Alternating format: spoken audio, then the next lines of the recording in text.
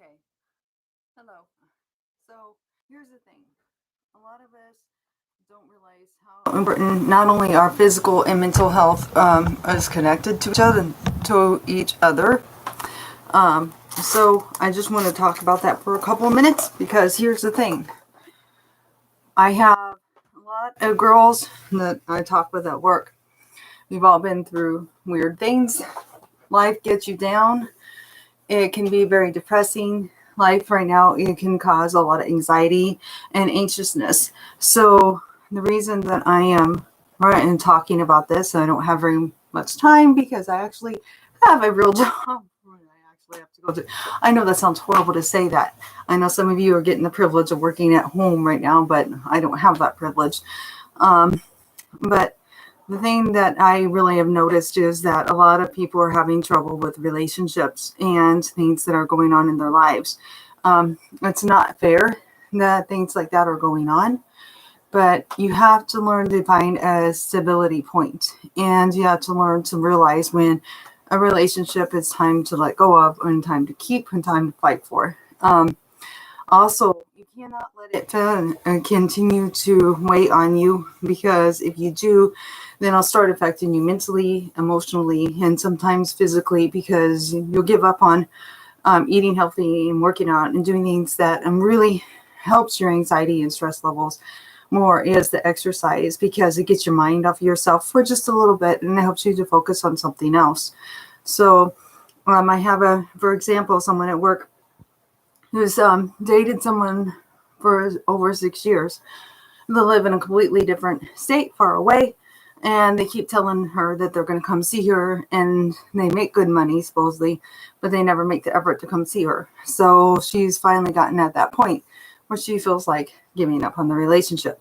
Can you blame her? I mean, seriously, when you went through something like that, um, it's really important in any relationship when you're starting to date or anything like that to make sure that you are doing things to let each other know that you're special to each other, that you're important to each other, because everybody wants to feel special, everybody wants to feel important. One thing is, guys don't realize about girls, and this is something that caused an argument with me and my husband when we were dating. It was our very, very first argument. Um, Men don't get this, okay? If a girl writes you and you have an interest in her and you never respond back to her, then she gives up on the relationship immediately because she assumes that one, you're seeing someone else, or you're never gonna, or she's not that important to you to take the time out to even write back a very short message. Hello, I'm sorry, I don't have a lot of time to write you today because I have blah blah XYZ going on, but at least say something to her. So here's the story that happened to me. My poor hubby was working overtime. He had a really bad cold, and I would call him and be like, because he would call me almost every day if we didn't see each other in person when we were dating, and he didn't call me back. So I called him the next day. He didn't call me back. 2 to 3 days in a row, I had not heard a word out of him. So Friday, Saturday, Sunday. So finally on Sunday, I said, "That's it. I'm done." He obviously has no interest in me. He doesn't care about our relationship. If I was important to him, he would have called me, at least even to talk to me for a couple of minutes. He did not. So I thought, yeah, he must like somebody else, or he just doesn't care about me that much. So the thing is you have to make sure that if there's a girl, and the same as with the guys, there, make sure you keep it going. Make sure they know that you are number one to them. Um, if you are interested in somebody and you haven't been paying attention to, like, let's say you're friends with them on Facebook or a social media account, and you haven't been paying attention to any of their stuff, do you think that person's going to take interest in you because you're not taking an interest in them? So there was another girl who has a crush on someone, and recently I looked at her. I says, "Are you paying attention to their Facebook?" She goes, "No." "Have you liked any of their posts?" "No." "Have you commented on any of their posts?" "No." "Shared any of their stuff?" "No." I was like, if you want them to know you're interested, you better be sharing their stuff. You better be commenting on their post, and you better be liking it, because otherwise they're going to think you have no interest in them.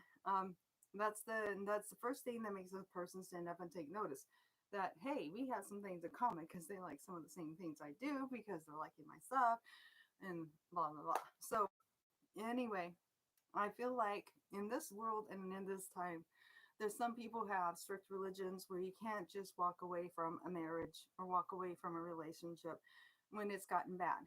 So you need to find something that grounds you, because there's going to be good marriage days.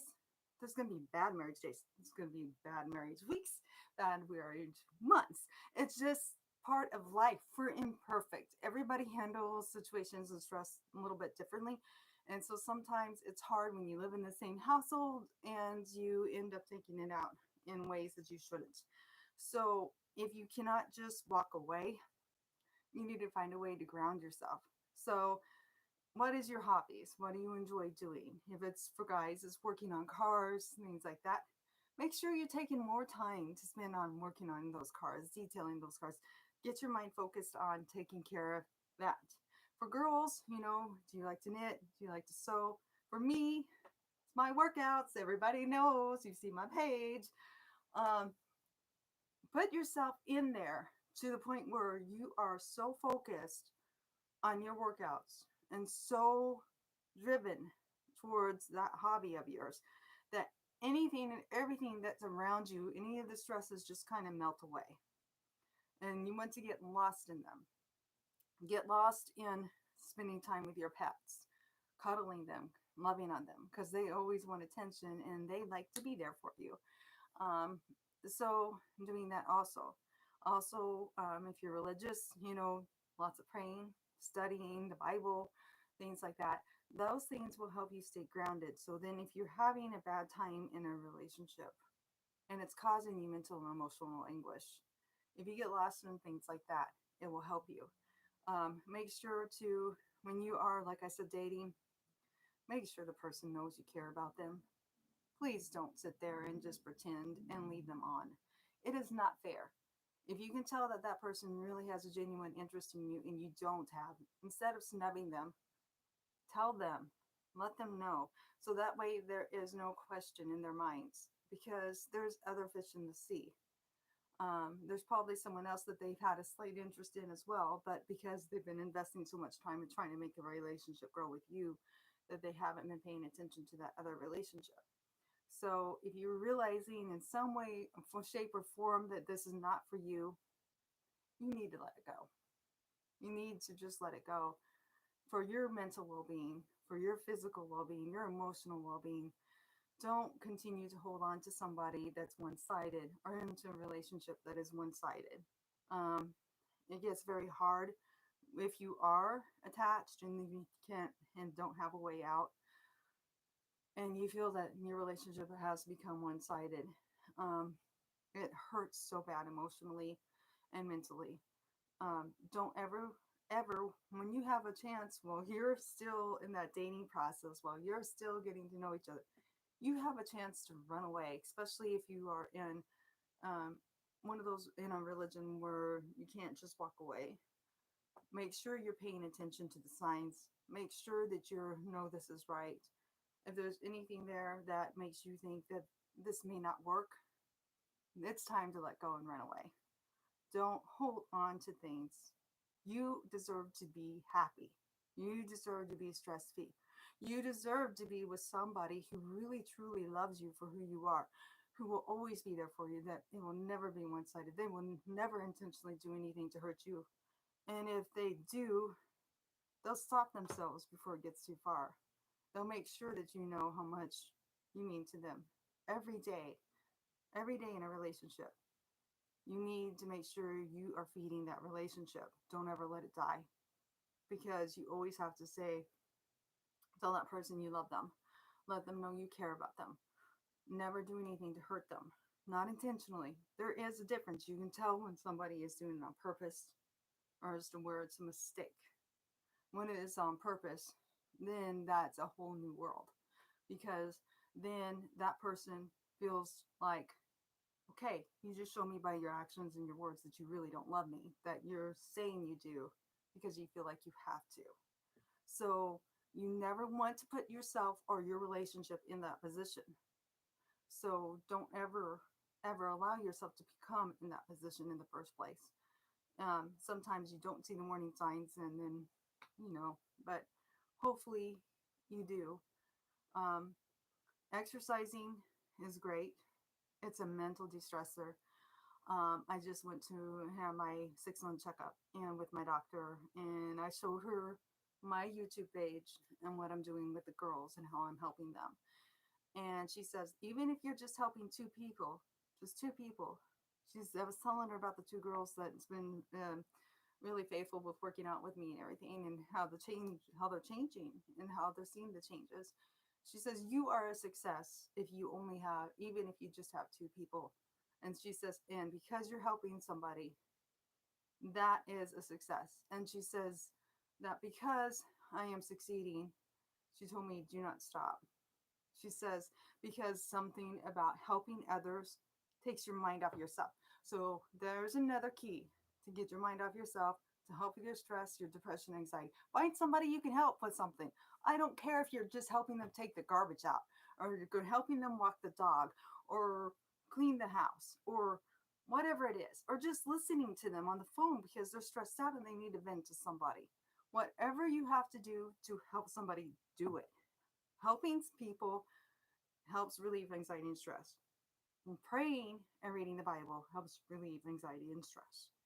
Being around people who build you up and lift you up and really care about you and love you helps your anxiety and stress. Exercising, doing something physical, releases endorphins that actually help your aura and help your mood, so that you become, when you're doing that workout, you de-stress.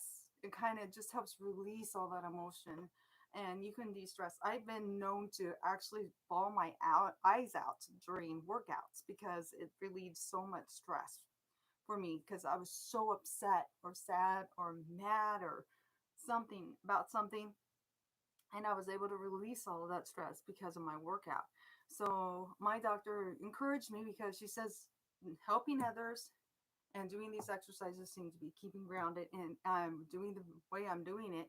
I'm combining both together because I'm helping people as well as doing some physical exercise. So she told me to go from doing one live workout class a week to doing two, and then if not, three. So you may see me a little more often, but it'll be more of an impromptu live workout like I did kind of on you guys on Thursday. I won't tell you I'm doing it. I'll just pop on and do it. So, but anyway, um, just make sure you find things that helps keep you grounded, and take relationships seriously. Pay attention to everything, all the details. Become detail oriented during a relationship. That when you make sure that you are paying attention to each other, show each other you love each other. If they have a hobby, something that they're excited about all the time, talk to them about it. You know, like, with me, for a guy, he'd be talking to me about my workouts all the time because that's what I want to do. I want to work out. I'm always talking about new ideas that's in my head, in my mind, that I can't wait to share. I can't wait to try. I can't wait to put it into a new routine. That's my life. Okay. So for a guy, he's going to talk about his cars all the time if he's like, cars are his hobby. So pay attention to it. If you notice that's their hobby, start talking to them about it. Hey, how's your workouts going? Hey, how's that car coming you've been working on lately? Do anything like that. Something, make sure you show interest in what is really important to them. Pay attention to what's important to them, and make sure that you focus on that when you talk to them, because that's going to let them know that you really genuinely care about them and like them as a person, and that you're interested in them and you're interested in things that they're interested in, and you want to be supportive of them. That is what a good boyfriend, girlfriend, husband, wife is. You are behind each other. You support each other. When you see they're doing something that they really love and enjoy, and they're good at it, so you better be their number one cheerleader, because if you're not their number one cheerleader and you're still in the dating stage, hopefully a light bulb will go off and they will leave you high and dry. Have a good day, everybody.